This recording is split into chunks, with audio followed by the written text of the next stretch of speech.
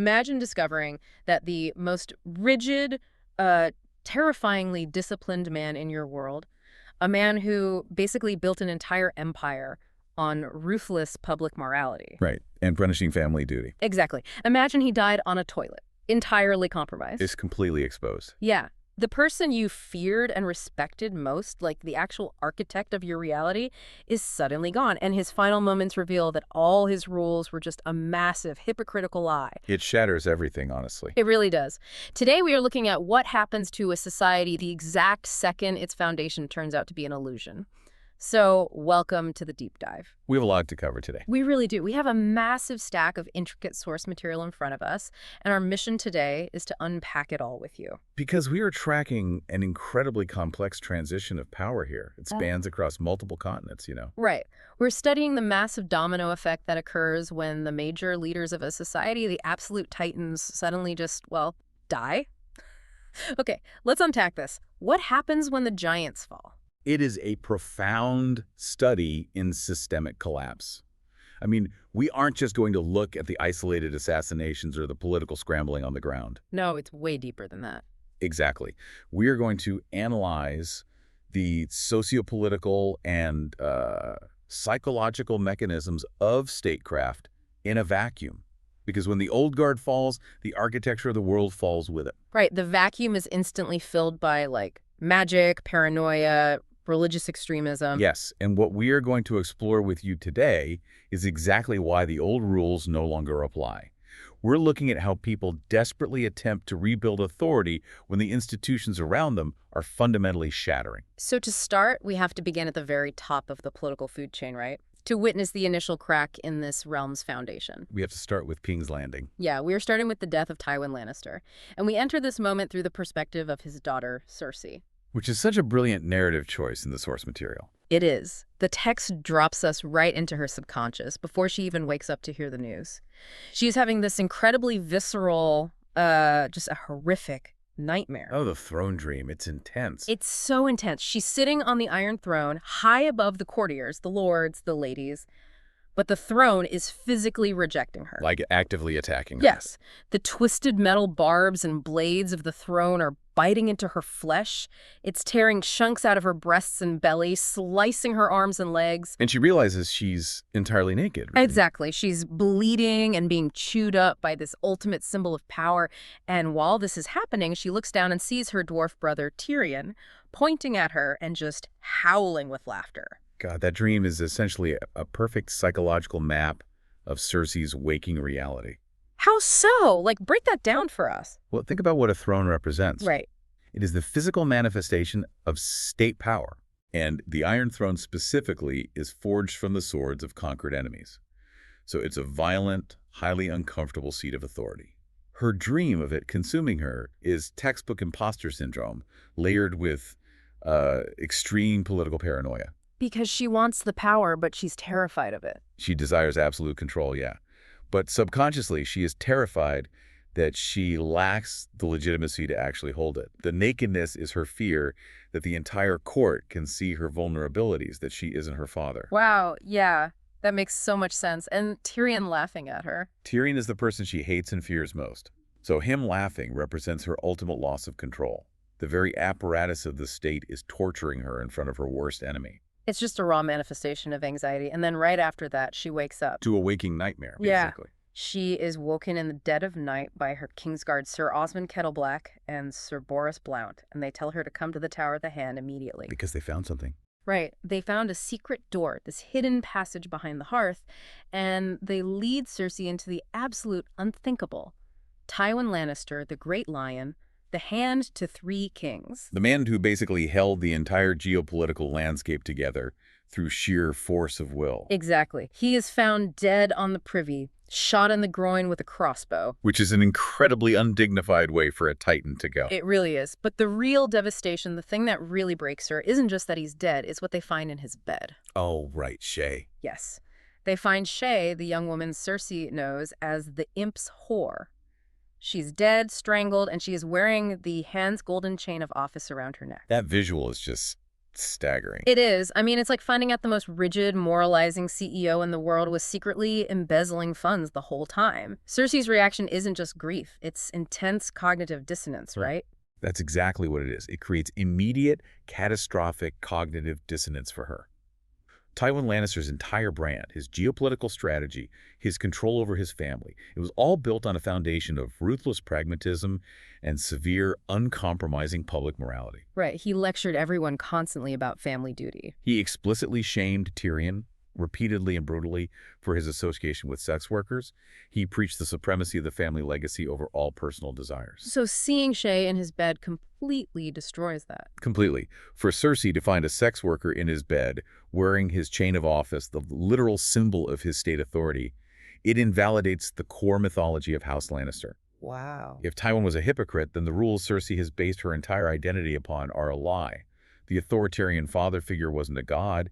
He was just a flawed, vulnerable man. I want to focus on her immediate reaction here because it tells us so much about how rulers process sudden trauma. She doesn't break down weeping, right? No, she goes right into denial. Her mind immediately constructs an alternative reality. She looks at the scene and tells the guards, "Oh, my father was simply questioning her about Sansa Stark." Which is so absurd. It's completely absurd. She convinces herself of this scenario rather than face the truth.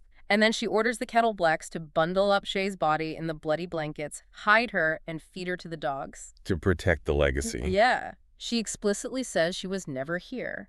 So what is the political mechanism at play when a ruler's first instinct is a desperate, sloppy cover-up like that? It's the mechanism of authoritarian denial.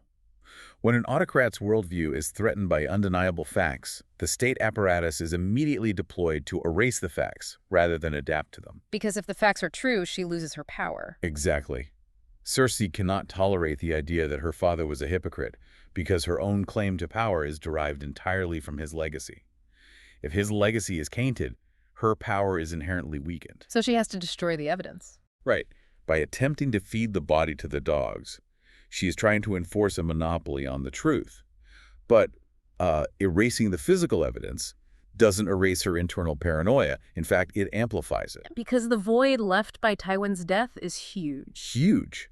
And it's immediately filled by her terror of Tyrion, who has obviously escaped his cell, and her desperate, flailing need to assert total control over an environment that has just proven to be completely uncontrollable. And we see that flailing instantly in her interaction with her twin brother, Jaime. Oh, that scene in the tunnels. Yes. Yeah. While Cersei is orchestrating this cover-up, Jaime emerges from the secret tunnels behind the hearth. He's covered in soot. He's literally just been exploring the very shafts the killer used. And Cersei doesn't even comfort him. Not at all. Her first instinct isn't to mourn with him. She immediately demands that he step into the vacuum. She asks him to be Hand of the King. She says they are the heirs, they must finish Tywin's work. And what does Jaime do? Jaime raises his right arm, showing his amputated stump. He lost his sword hand, his entire identity, and he says, "A man without a hand. A bad jape, sister." He completely refuses the power. And then she hits him. Yes, Cersei slaps him. Hard, across the face, right in front of their uncle and the guards. What's fascinating here is how Cersei immediately alienates her closest ally in her moment of crisis. Yeah. That slap is the sound of a political alliance fracturing under the weight of a power vacuum. It's driven by her obsession to maintain control, right? Exactly. Cersei views Jaime not as an autonomous person with his own trauma, but as an extension of her own political will.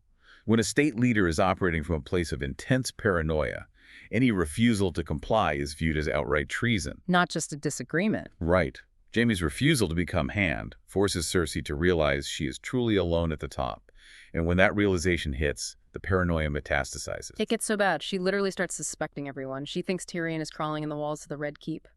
Varys the Spider is missing, so she assumes he must be the mastermind. Everyone is an enemy now. Yeah, even the Tyrells, her political allies who bring the food and the armies to the capital, suddenly look like usurpers to her.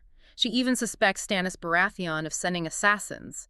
Her circle of trust shrinks to absolutely zero. And she starts obsessing over that prophecy. Yes, the childhood prophecy about the Valonqor, a little brother who is supposed to choke the life out of her. And this is where prophecy becomes a psychological virus. It doesn't matter if the prophecy is magically real or not. What matters is that Cersei believes it. It becomes a self-fulfilling prophecy. Exactly. It acts as a self-fulfilling mechanism of state collapse. Because she believes the little brother will destroy her, she fundamentally mistrusts Tyrion and now Jaime. Because she fears losing her power, she alienates the Tyrells. So her attempts to secure her position are what actually destabilize the throne. Yes. Every aggressive move she makes just isolates her further. So Cersei tries to control her grief through frantic paranoia. But there is another, far more explosive reaction to the sudden death of a titan in these sources, which is the demand for immediate apocalyptic vengeance. We have to look at Dorne for that. Right. To understand how grief weaponizes a populace, we shift down to the desert kingdom of Dorne. Tywin's death leaves a massive vacuum, but the Dornish are dealing with their own fresh, raw grief. The death of Prince Oberyn Martell. Yes. Oberyn's brutal death in King's Landing has turned Dorne into a volatile tinderbox. See, King's Landing shows us the decay of power from the inside out through paranoia. But Dorne shows us the immense pressure placed on a leader when the populace itself demands action. It's about the political cost of restraint. Exactly. It is a study in the immense burden of not going to war. And we observe this entirely through the eyes of Aeron Damphair. He is the captain of guards, a man from Norvos, who lives by a very strict, simple code. Serve, obey, protect. Serve, obey, protect. That's it. He watches over Prince Doran Martell at the Water Gardens. And I want to talk about the physical reality of Dorne here, because the source text highlights it so starkly. It's a massive contrast to the anger of his country. It is. Doran is suffering from a severe, agonizing case of gout. His joints are swollen, red, his toes look like overripe grapes.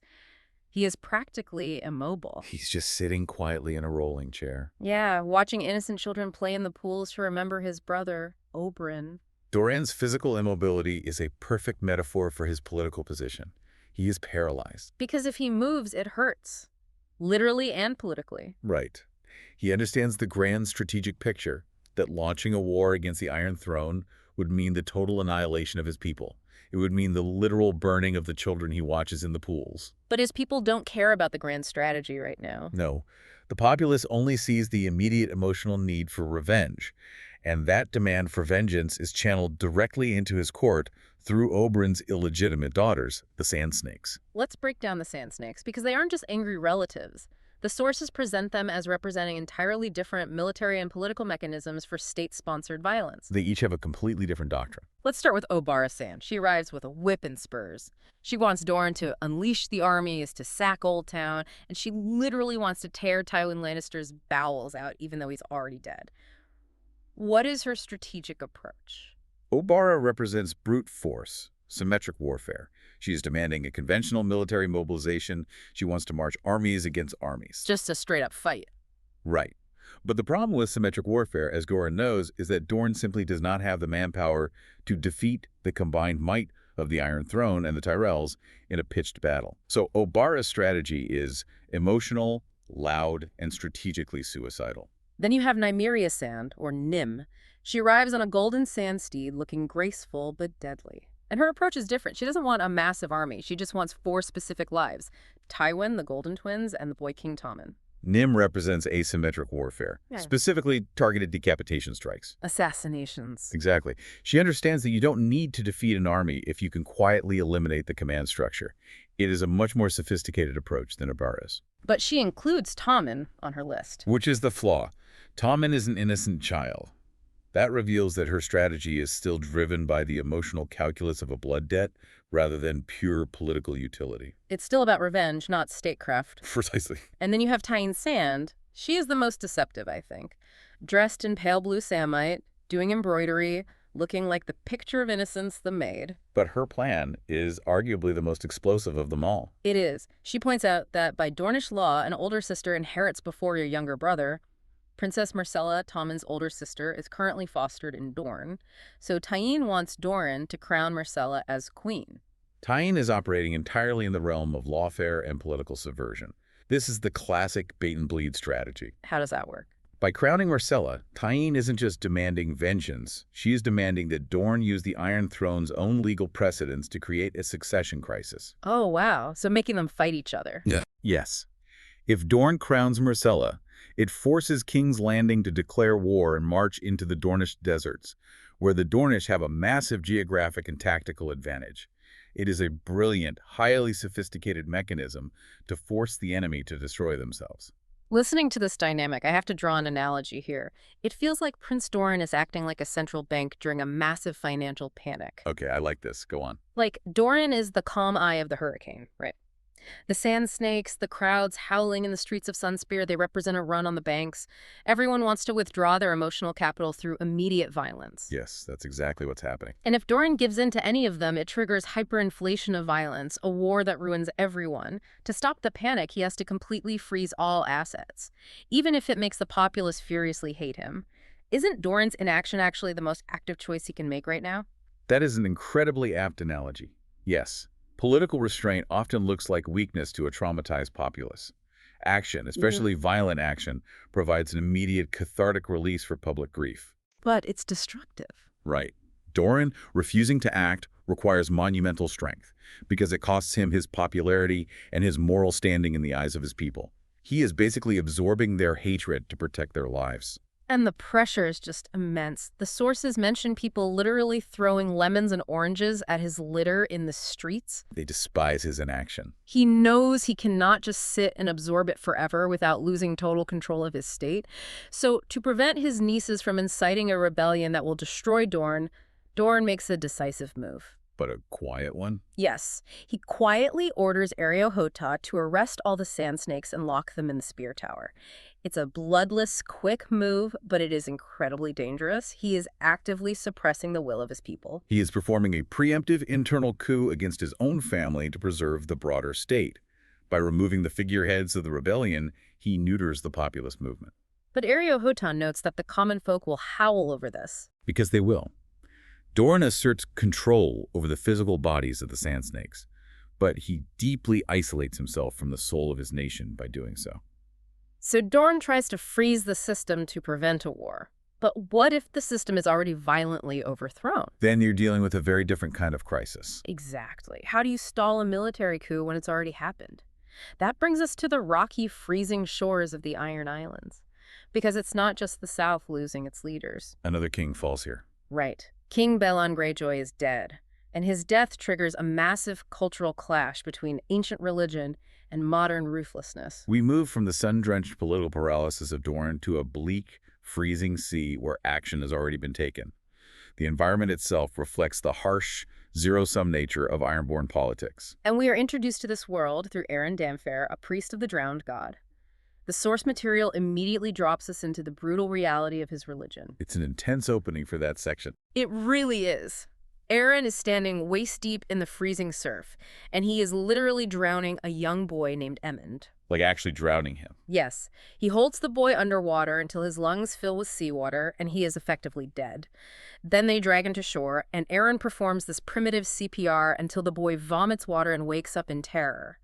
What is dead may never die. It is a visceral, terrifying look at the psychology of the Ironborn. Why did they do this? What's the point? Well, this ritual is foundational to understanding how the Ironborn view power and survival. They worship a god who drowned. Their entire theology is built on the idea that enduring trauma and surviving the brink of death makes you fundamentally superior. So it's about resilience. Yes, it instills a terrifying resilience, but also a deep cultural fatalism. They embrace the harshness. And right in the middle of this intense ritual, riders arrive on the beach, the Spar and Gorman Goodbrother, and they bring the dark tidings that King Balon is dead. Cast from a swaying bridge at Pike during a massive storm. Aeron's immediate reaction is fascinating here. He doesn't investigate the bridge. He doesn't ask who did it. He immediately blames the storm god, the eternal enemy of his faith. Which focuses us on Aeron's immediate theological rationalization. This is a classic response to a political crisis in a highly religious society. How so? When a society is deeply entrenched in religious dogma, natural or political disasters are immediately codified as spiritual warfare. Blaming the storm god allows Aeron to process the sudden loss of his brother within a framework that makes sense to him. But the political reality is much darker than just a storm. Much darker. Yeah. And the theological framework is entirely inadequate for the political reality that is about to hit him. Because the riders tell him the rest of the news. Euron Crozai, Balon's exiled, terrifying, piratical brother, sailed into Lord Sport the very next day and claimed the Seastone chair. The timing is just impossibly convenient. Yeah, literally the next day. And Euron's ship, the Silence, has decks painted red to hide the blood of his victims.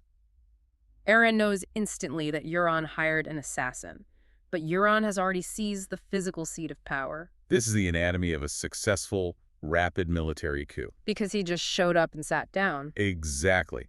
Euron eliminates the head of state and immediately occupies the physical space of authority before the state apparatus can organize a legal succession.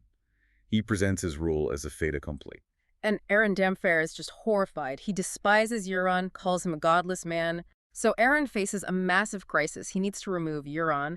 But I want to ask you about his logic here, because the writers tell him that by Greenland laws, the laws of mainland Westeros, the throne, should pass to Balon's daughter, Asha, or his captive son, Theon. And Aeron completely rejects this. Completely.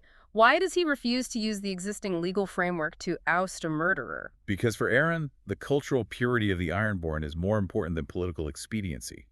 He rejects Greenland laws because they represent assimilation and weakness. Right, he says women can't rule the Ironborn. Which highlights the deep patriarchal fragility of their militaristic culture. And he rejects Theon because Theon has been crippled and assimilated by the mainlanders. Aeron realizes that to stop Euron's military coup, he cannot use mainland laws, and he cannot use brute force because Euron already holds the castle. So what does he do? He needs a power that supersedes military strength. He needs the absolute, unquestionable authority of the divine. So what does this all mean? He points to the sea and calls for a kingsmoot on Old Wick. It's this ancient, democratic, religious gathering to choose the next king, something that hasn't happened in millennia. He is weaponizing religion to stall a violent usurpation. It's wild that he brings back a dead tradition just to stop his brother. It is essentially a theocratic filibuster. Aeron knows that his other brother, Victarion, controls the Iron Fleet, which is the actual military might of the islands. Aeron is gambling that by invoking the deepest, most ancient religious traditions of his people, he can bypass Euron's immediate coup. And force the captains to elect Victarion instead. Exactly. He wants to force a democratic election where the godly Victarion wins over the godless Euron. It is a desperate, brilliant play to use the gods to checkmate a fascist dictator. It shows us how, in a power vacuum, ancient traditions are resurrected to fight modern crises. That's a great point. Now, we've been talking about queens, princes, and priests squabbling over thrones and armies. But what is the actual mechanism of state failure for the average person? Right, who actually pays the price when the giants fall? Exactly. We are taking the deep dive down to the ground level now, onto the mud-rutted roads of Westeros. Our guide here is Brienne of Tarth. And through her, we see the true cost of these power vacuums, the total breakdown of the social contract. The social contract in a feudal society is built on a very simple premise, the small folk provide labor and food, and the lords provide physical protection and justice. But that's completely gone now. The War of the Five Kings and all these subsequent power vacuums have completely obliterated that contract. The lords have failed entirely. And Brienne is navigating this broken world. She is searching for Sansa Stark, armed with a Valyrian steel sword, Oathkeeper, and she's carrying a shield painted with a black bat to hide her identity. She's also dealing with intense trauma from Renly's death in her arms. Yeah, she is heavily burdened. On the road, she meets two hedge knights, Sir Creighton Longbow, a boasting, plump knight, and Sir Illifer the Penniless. Which injects some much-needed humor into the grim landscape. It does. Creighton is boasting about slaying the Knight of the Red Chicken, spinning these massive, exaggerated tales of battle on the Blackwater. It's funny, but it quickly gives way to something deeply unsettling when they encounter a group on the road called the Sparrows. The Sparrows represent one of the most significant structural shifts in the entire source material. If we connect this to the bigger picture, when Brienne encounters them, we aren't just seeing refugees. What are we seeing? We are seeing the birth of a radical, grassroots religious movement filling the void left by a failed state. The visual of the Sparrows is just terrifying. They are pulling a splintered two-wheeled wagon piled high with the skulls and broken bones of murdered septons and silent sisters. Just dragging bones down the road? Yeah, they are marching to King's Landing to lay these bones before the king and demand his protection. Think about the sociological mechanism at play here. When the state loses its monopoly on violence, when the crown can no longer secure the roads or protect the holy places from marauding armies, the populace will inevitably seek an alternative structure for security. Because the lords aren't protecting them anymore. Right. The Septon tells Brienne, the sparrow is the humblest and most common of birds, as we are the humblest and most common of men. They are arming themselves with faith because the lords have failed them. It's not a traditional army. No, this isn't an army that Cersei or Tywin can negotiate with or bribe. It is a populist, decentralized mobilization driven by righteous fury. It's a complete paradigm shift on the ground.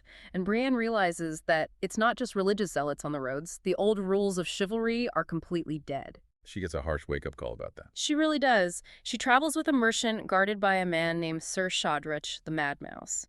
And Shadrich just casually reveals that Varys the Spider is offering a massive bag of gold for Sansa Stark. This revelation shatters Brienne's illusion of a noble quest. Because everyone is just out for the money. Yes, the realm has devolved into pure transactional violence. The woods are swarming with bounty hunters, sellswords, and desperate men looking for a payday. Honor has been entirely replaced by market forces. So Brienne realizes she can't trust anyone, and she slips away in the dead of night to hunt alone.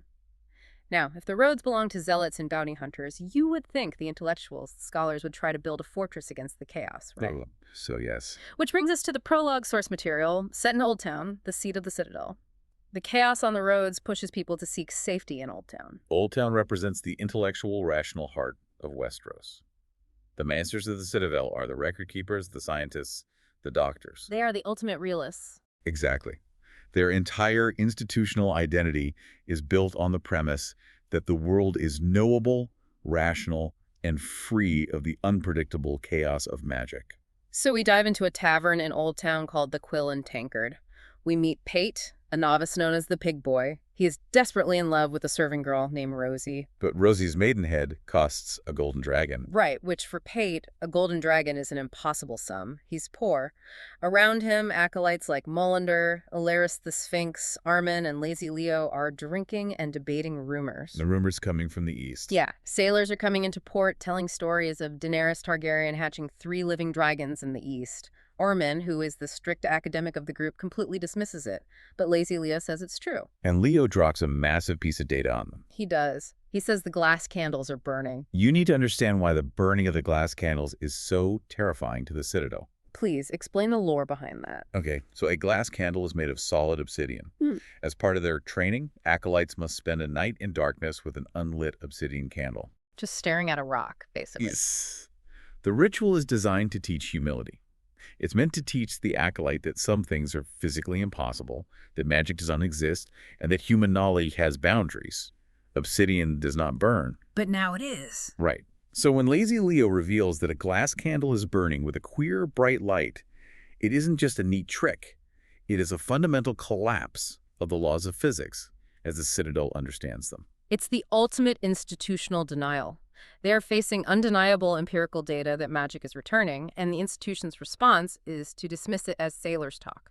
Because accepting it would destroy their foundational worldview. Exactly. And Pate experiences the infiltration of this magic firsthand, because to get the gold for Rosie, Pate makes a deal with a mysterious man he simply calls the Alchemist. A very shady transaction. Pate steals an Archmaester's master key, a key that opens every single door in the Citadel, which is a massive security breach, and he trades it in a dark alley to the Alchemist for a golden dragon coin. He gets the gold he needs. He does, and as he walks away, he bikes the coin to test the gold. Which is a completely rational, grounding, physical action to verify the reality of the transaction. Exactly. But the second he does it, his legs turn to water, his voice fails, his heart hammers.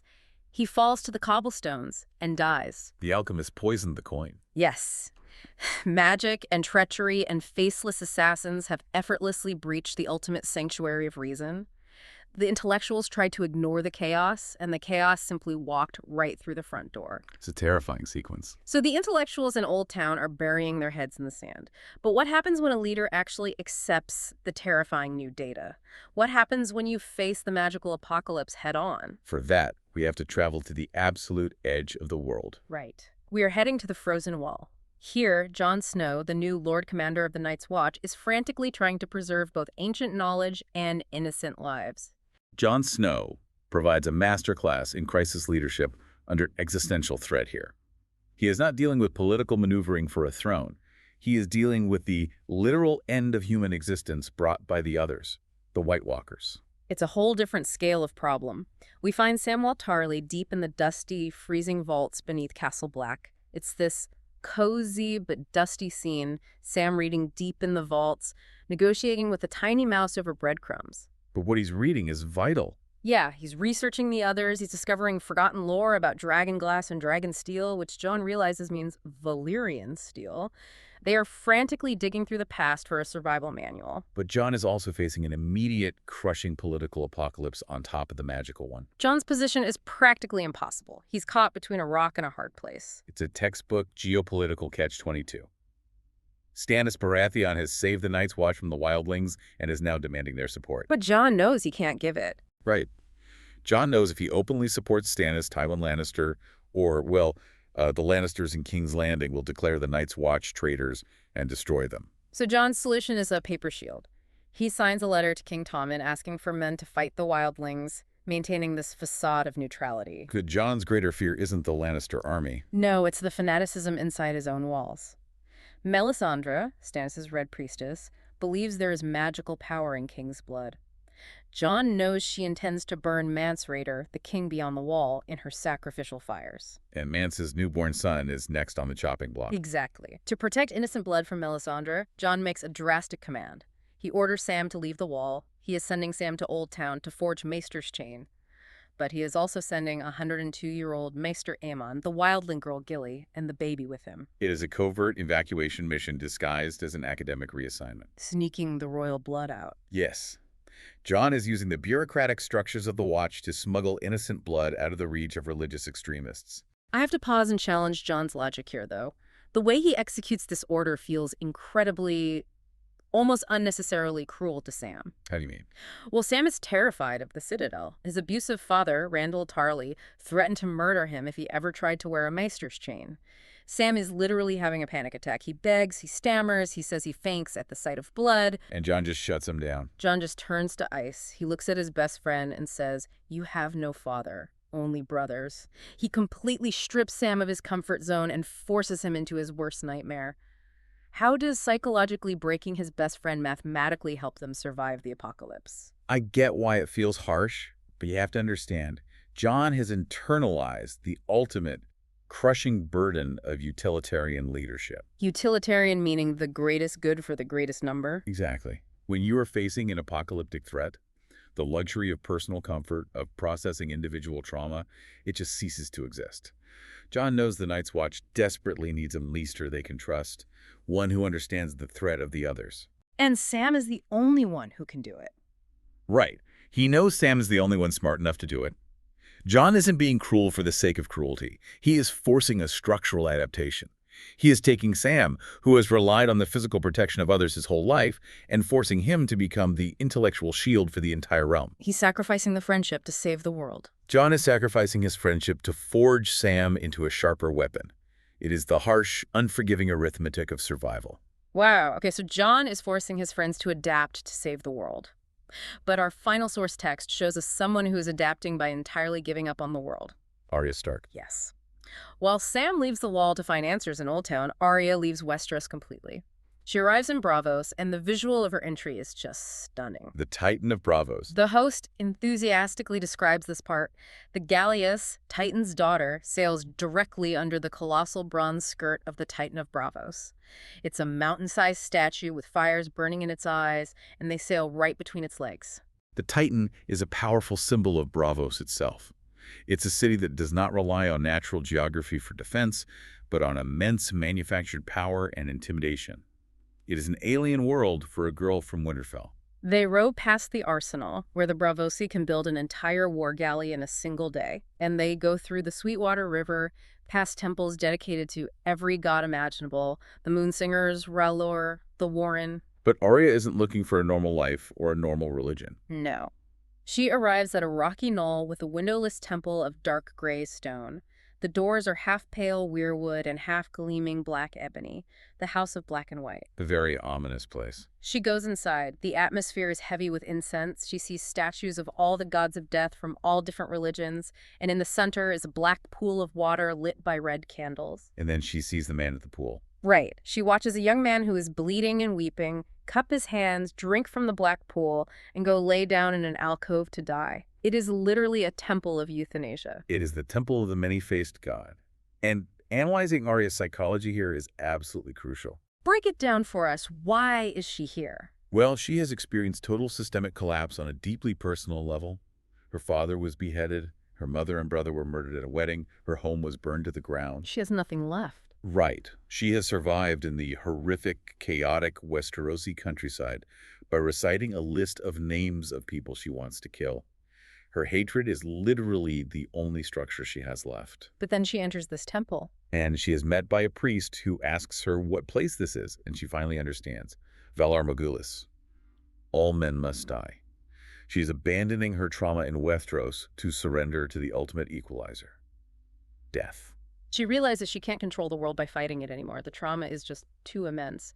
So what is the psychological mechanism here? Why surrender to a death cult? Because when a person has absolute zero control over the sociopolitical collapse around them, submitting to the ultimate equalizer, death feels like the only form of agency left. She's taking control by letting go. Exactly. She is giving up her identity as Arya Stark, letting go of her trauma, her family name, and her vengeance to become a faceless instrument of the natural order. She is adapting to the chaos by becoming the darkness that consumes it. That is incredibly heavy. We have covered an immense amount of ground today. Let's synthesize this massive tapestry. It's a lot to pull together. It is. We've seen Tywin Lannister fall, Balon Greyjoy fall, Oberyn Martell fall, the old bear at the wall. The old guard, the men who wrote the geopolitical rules of this world for decades, are gone. Their world order is entirely dead. And the overarching theme of these sources is how the next generation must step up. Right. Cersei, the Sand Snakes, Asha and Victarion, Jon, Sam, Arya, they must inherit a broken, terrifying, and increasingly magical world. Every character we analyzed is scrambling in the crater left by the fallen titans. They're desperately attempting to assert control over their environments, over systems that are inherently failing. Give us a quick recap of how they try to control things. Well, Cersei tries to control through paranoid manipulation with her Kingsguard. Doran tries to control through the preemptive arrest of his own family. Aeron tries to control a dictator through an ancient theocratic filibuster, the kingsmoot. Jon tries to control an apocalypse through forced utilitarian evacuations. But are any of them actually in control of the grand narrative anymore? I want to leave you, the listener, with a lingering, provocative thought to mull over. This is the real question at the heart of all this. Throughout all these sources, we see politicians and lords desperately playing the Game of Thrones, moving armies and arranging marriages. But look at the fringes of our deep dive today. A magic on the edges. Exactly. Look at Pate in Oldtown dropping dead from a poison coin handed to him by a magical alchemist, while the rational scholars sit around arguing over apples. Look at the weeping man at the Black Pool in Bravos, finding the absolute peace of death. Magic and death are the only true absolute powers left in this world. They are returning as active, undeniable forces. The glass candles are burning. The dead are rising in the frozen north. It forces us to ask the ultimate question regarding institutional failure. Which is? When the Game of Thrones shatters, is survival even about politics anymore? Or is it simply about adapting to the unknown? When dragons hatch and the dead march, the political maneuvering in King's Landing becomes entirely obsolete. It's just rearranging deck chairs on the Titanic. Exactly. The Game of Thrones is a distraction from the actual existential crisis. The true test isn't who sits on the Iron Throne. It is whether humanity can adapt to the mystical, terrifying forces they can no longer deny. That is the question you have to ask yourself as the shadows get longer and the institutions fail. Thank you for joining us on this deep dive into your curated sources. We promise you the intricate mechanisms of power, grief, and survival we've unpacked today will fundamentally change how you view the collapse of an empire. The old rules are gone. They really are. The canopy is open now, and whatever is growing in the crater is going to change the forest forever. Until next time.